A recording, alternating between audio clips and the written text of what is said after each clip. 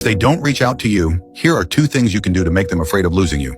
I've said this before. Once you notice someone starting to avoid you on purpose or acting cold and indifferent, you need to keep yourself in check.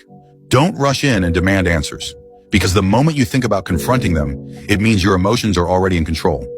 Even the assumptions you have about their coldness are probably stuck in the mindset of, do they love me or not? But here's the thing. People are very practical. When someone acts distant or aloof, or seems to be weighing the pros and cons, it has little to do with whether they love you or not. Most of the time, they're focused on their own interests. Whether they love you in this relationship is secondary.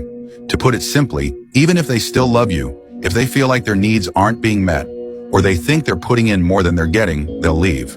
So if you're only thinking about love versus not love, you could end up making some irrational decisions, like constantly questioning them, blaming them, or even writing them a long letter pouring out your feelings. But you need to accept that behind their coldness, they have their own reasons. For example, one reason might be that they feel the relationship has lost its spark. The excitement is gone, and maybe they don't see your value anymore. To put it bluntly, they might think they're too good for you now. Another reason might be that your selfless, unreciprocated giving has made them feel superior. They might start thinking, you love me this much, you're scared to lose me, so I can do whatever I want. Once you understand these reasons, here's what you need to do. 1. Keep your cool. Don't do anything that will drive a bigger wedge between you two. Complaining nonstop, constantly asking what's wrong, or begging for their attention won't help. These actions won't benefit you in any way. All they'll do is inflate their sense of superiority and make you feel worse about yourself. You'll end up losing yourself in the process.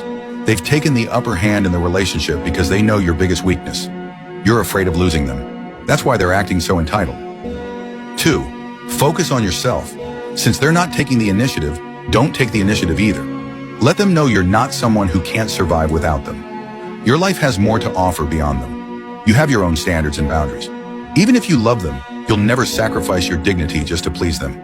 You're not going to let them walk all over you. To regain balance, you need to take back the upper hand. Their sense of entitlement comes from the fact that they think you're too scared to leave.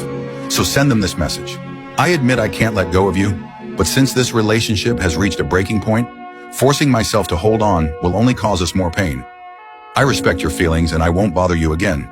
After all, no matter how hard I try, I can't make someone love me who doesn't. So for the sake of the memories we've shared, leaving with dignity might be the best ending for both of us. When they read that, it's sure to stir something inside them. All this time, their sense of superiority has been built on you waiting and giving without asking for anything in return. Now that you're ready to walk away, they'll panic. You have to understand, that's human nature. People often don't value what they have until they lose it. Master this, and you'll naturally take back control. Got it? If you need to talk about any relationship issues, I'm here.